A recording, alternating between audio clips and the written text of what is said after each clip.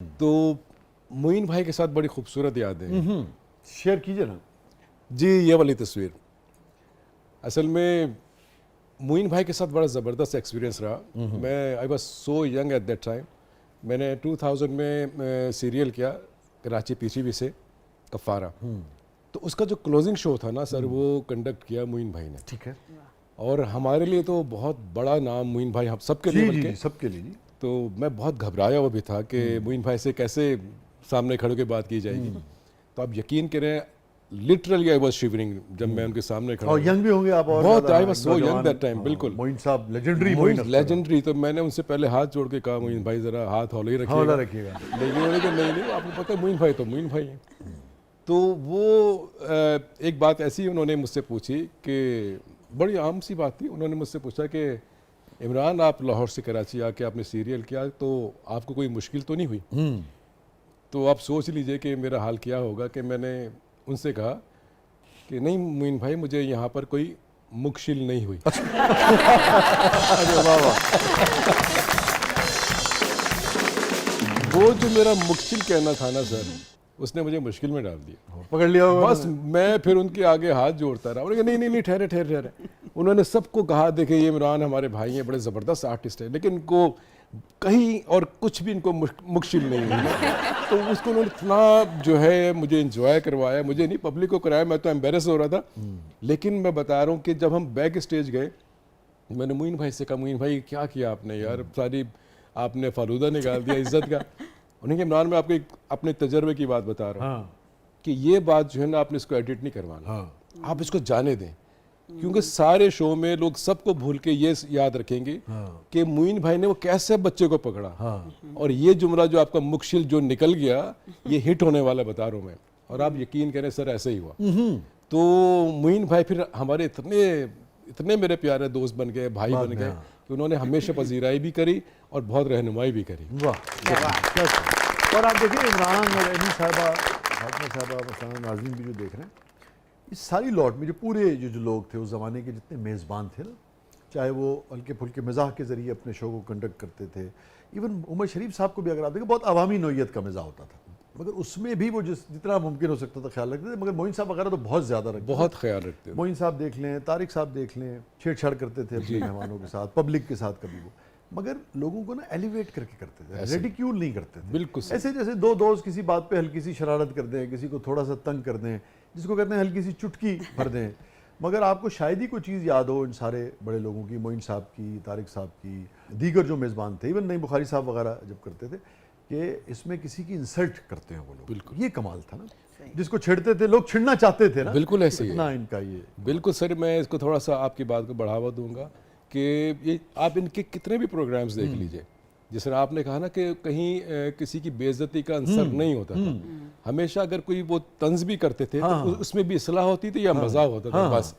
तो ये क्रेडिट मैं सर आपके सामने बैठ के नहीं कह रहा, लेकिन मैं आपको भी देना चाहता हूँ कि जिस तरह आप अपने जो मेहमानों को, गेस्ट को, जिस तरह आप कंफर्ट फील करवाते हैं sir, it's really hats off to you. नहीं मेहमान सही बता जो हमारे पास आया है इमरान, आप बात कर रहे हैं, तो मैं बताऊँ हमारा ये फ़लसफ़ा है, आप समझते हैं कि जो भी हमारे यहाँ आया ना, वो हमारे घर के ड्राइंग रूम में आया। बिल्कुल सही है, उसकी ताज़ीम हमारा फ़र्ज़ है।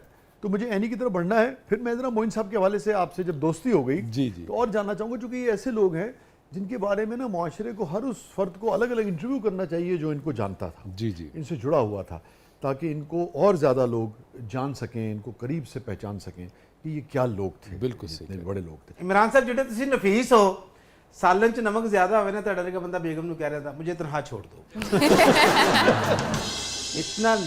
इतना नमक मेरा नमक हरामी करने को दिल कर रहा है।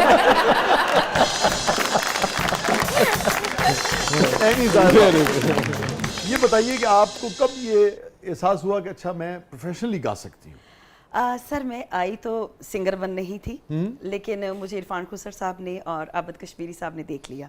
पहले ही मेरा ख्याल 3 माह या 6 माह हुए होंगे, बड़ा मैंने अपनी तरफ से बेबी सी बन के आई थी कि भाई बड़ा मैंने सिंगर बन जाना है और मैंने बड़ा गाना है। तो इन्होंने मुझे देखा और मुझे इरफान साहब ने कहा कि किस काम में पड़ गई हो तुम, थिएटर आओ, इतनी खूबसूरत होने का फ़ायदा कि तुमने अगर काम ही अगर सिंगिंग करनी है। मैंने कहा सर सिंगिंग तो पहले सीख लेने दे। मैंने कहा मुझे तो थिएटर में खड़ा होना भी नहीं आता और पता भी नहीं है कि स्टेज की फुटवर्क क्या है, कैसे है। तो उन्होंने कहा हम सिखाएंगे, आप आओ। सर वहाँ से मैं पहला प्ले जो है मैंने किया इरफान साहब का, 7 दिन भी नहीं किया तो मुझे दूसरे थिएटर वाले लेने के लिए आ गए, भाई ये तो बड़ी क्यूट सी है और ये हमें दे दीजिए। अब भी दूसरे थिएटर में भी 7 दिन नहीं पूरे होते थे, तीसरा थिएटर उनसे लेने के लिए आ जाता था। मैं तो ऐसे जैसे आगे से आगे आगे आगे और मसरूफ होती चली गई। सिंगर फिर पीछे रह गई और एक्ट्रेस बन गई। मगर आज भी आपकी पहचान जो है वो दोनों से है हाँ, सर, सिंगर के दोनों तौर से। पे होती है ना। जी बिल्कुल है। अब तो ज्यादातर लोग समझते यही है कि मैं सिंगर हूँ, क्योंकि थिएटर को छोड़े हुए काफी देर हो तो गई, इस वजह से सिंगिंग जो है वो लोगों की सिंगिंग अब ज्यादा उसमें हो रहती गई। है। और फिर वैसे भी मैं एक्ट्रेस जब चैनल पे आ गई और थिएटर तो बिल्कुल ही लोग भूल गए कि मैंने थिएटर भी कभी किया था। हाँ, ये फरमाइए कि अभी जैसे इमरान साहब जिक्र कर रहे थे मोइन अख्तर साहब का, तो आपने भी जिस दौर में थिएटर किया जी। और भी बड़े बड़े अच्छे लोग हैं सारे, बिल्कुल। बड़े बड़े अपने आप हर वक्त के अपने बड़े लोग होते हैं जी। और अब आज जैसे हैं हमारे हनी साहब हैं, सखावत हैं, जी। रागा साहब हैं, कैसर पिया हैं, किस किस का नाम लें, नासिर हैं, सर मैंने जब स्टार्ट किया मेरे साथ ज़फ़री हैं, जी हाँ। सुहेल अहमद साहब के साथ मैंने स्टार लिया और उन्हीं की हीरोइन बना करती थी मैं। और ये हनी हो गया, सब विकी हो गया, ये सारे तो उस वक्त हमारे बैच के ही थे, हम सब साथ ही थे। जी जी। तो मैं जानना चाहता कि ये जिन लोगों के साथ आपने काम किया, सुहेल साहब थे, अमान साहब के साथ भी आपने किया बिल्कुल, होगा, अमान साहब और से मस्ताना साथ। साहब के साथ, बिल्कुल सबके साथ। हाजी साहब के साथ जो इनके बिल्कुल, वालिद थे, जिहाद उनके बिला थे। साहब के साथ। क्या क्या क्या इन सीनियर्स का या लोगों का जो आज बहुत जिनको लोग याद करते हैं, आपको कोई खास बात याद आती है उन सब? जब मैंने स्टार लिया तो मैं बिल्कुल अननोन थी, मुझे तो पता भी नहीं था स्टेज क्या चीज़ है, ये शोबिस क्या है, ये फनकार जो है ये जो काम कर रहे हैं ये कब से कर रहे हैं, कब से नहीं कर रहे हैं। अमान साहब को जब मैंने देखा तो पहले तो मुझे खुद भी बड़ी हंसी आई कि ये क्या है, ये क्या करते होंगे।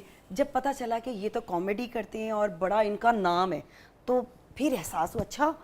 तो छुप छुप के बैग विग में खड़े होके देखना करना कि अमान साहब क्या करते हैं, कौन सी ये फनी बात करते हैं। तो फनी बात की भी समझ नहीं आती थी उस वक्त, क्योंकि बिल्कुल आपका स्टार्ट है और उम्र भी मेरी बहुत छोटी थी, तो मुझे समझ में नहीं आती थी ये किस बात पे लोग हंस रहे हैं। ये हंसने वाली बात तो थी नहीं, अगर हंसने वाली थी तो फिर मैं लोगों से पूछती थी इन्होंने ऐसा क्या कहा, किस बात पे इनको हंसी आ रही थी। कोई खास बात, कोई खास जुमला अमान साहब का होता है ना महफिल में, जैसे इमरान साहब ने कोई बात की, मस्ताना साहब ने, आपको याद हो? अमान साहब की खास बात तो मुझे खैर याद नहीं, मुझे सिर्फ उनकी 3 शादियां याद रहती थी। जब भी मैं उनको देखती थी मैं कहती वो 3 शादियों वाले आ गए। ਅਮਾਨ ਸਾਹਿਬ ਦੀ ਮੈਨੂੰ ਇੱਕ ਜ਼ਿੰਦਗੀ ਆ ਗਈ। ਹਾਲ ਹਮਰਾ ਕੈਂਟੀਨ ਤੇ ਨਾ ਸ਼ਾਮ ਨੂੰ ਇਕੱਠੇ ਹੁੰਦੇ ਸਨ। ਹਾਂ। ਅਮਾਨ ਸਾਹਿਬ ਦੀ ਅਸੀਂ ਖਿਦਮਤ ਕਰਦੇ ਸਾਂ ਤੇ ਇੱਕ ਆਰਟਿਸਟ ਆਈ ਕੋਈ ਨਵੀਂ ਤੇ ਅਮਾਨ ਸਾਹਿਬ ਨੂੰ ਆ ਕੇ ਮਿਲੀ ਤੇ ਉਹਨੇ ਕਿਹਾ ਕਿ ਮਾਨ ਸਾਹਿਬ ਮੈਂ ਕੰਮ, ਮਾਨ ਸਾਹਿਬ ਨੇ ਕਿਹਾ ਠੀਕ ਹੈ, ਤੇ ਉਹਨੇ ਕਿਹਾ ਹਸਬੈਂਡ, ਤੇ ਕਹਿੰਦੇ ਉਹਨਾਂ ਨੇ ਮੈਨੂੰ ਅਲੈਦਗੀ ਹੋ ਗਈ, ਮੈਨੂੰ ਕਹਿੰਦੇ ਸੁਣ ਸਰਪ੍ਰਾਈਜ਼।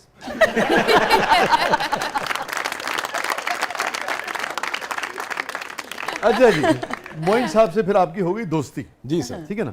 क्या फिर उसके बाद कोई खास बात जो हो गई आपको लगे कि यार ये बहुत ही डिफरेंट बात हुई थी जी। और ये लोगों की अमानत है, उन तक पहुंचनी चाहिए इतने बड़े आदमी? बिल्कुल ऐसे ही। एक दफ़ा हम बैठे हुए तो मैंने उनसे पूछा मोइन भाई कि आप स्टेज पे जाते हैं तो कुछ और होते हैं, जब बैक स्टेज होते हैं तो आप कुछ और होते हैं, सिगरेट बहुत पिया करते थे, तो खामोश ज़्यादा रहते थे। अच्छा, ज़्यादा बोलते नहीं, बिल्कुल भी नहीं। अच्छा। तो मुझे बड़ी हैरानी होती थी कि ये देखकर मैंने कहा मोइन भाई कि हमने जो आपको देख देख के हम बड़े, हम तो ये देखा कि आप सिर्फ हंसते हैं और हंसाते हैं, लेकिन तो ये तो आपका जो ज़िंदगी का ये पहलू देख रहा हूँ ये तो मैंने कभी सोचा भी नहीं था। तो उन्होंने कहा इमरान यार मैं भी इंसान हूँ और मेरे साथ भी दुख लगे हुए। ये मोइन अख्तर ने मोइन अख्तर ने मोइन भाई ने कहा मुझसे कि इमरान यार मैं भी इंसान हूँ, मेरे साथ भी बहुत दुख हैं, बहुत दर्द हैं, लेकिन मैं पैसा इस चीज़ का लेता हूँ कि जिनके दुख और दर्द होते हैं उनको मैं हंसाने का पैसा लेता हूँ। तो मैं वहाँ पर जाते इसलिए हूँ कि जो दुख और दर्द मेरे हैं वो कम से कम मैं उनको न दिखाऊँ, बल्कि जो उनके दुख और दर्द हैं वो उनको मैं डाइल्यूट कर सकूँ, ख़त्म कर सकूँ। तुम्हें भी कहूँगा कि अपने दुख और दर्द जो है ना कभी लोगों पे वाज़ेह ना होने देना। आपने जो करना है वो करो, लेकिन दूसरों के कोशिश करोगे दूसरों के दुख और दर्द जो है वो आप लेकर उनको कुछ थोड़ा सा ईज़ कर सको, लेकिन अपने दर्द दूसरों को दे के उनको तकलीफ में नहीं डालना। क्या तो कह रहे ये हैं? उनके साथ मोइन भाई को यकीन करें इतनी सारी बातें हैं कि क्या क्या बंदा शेयर करे।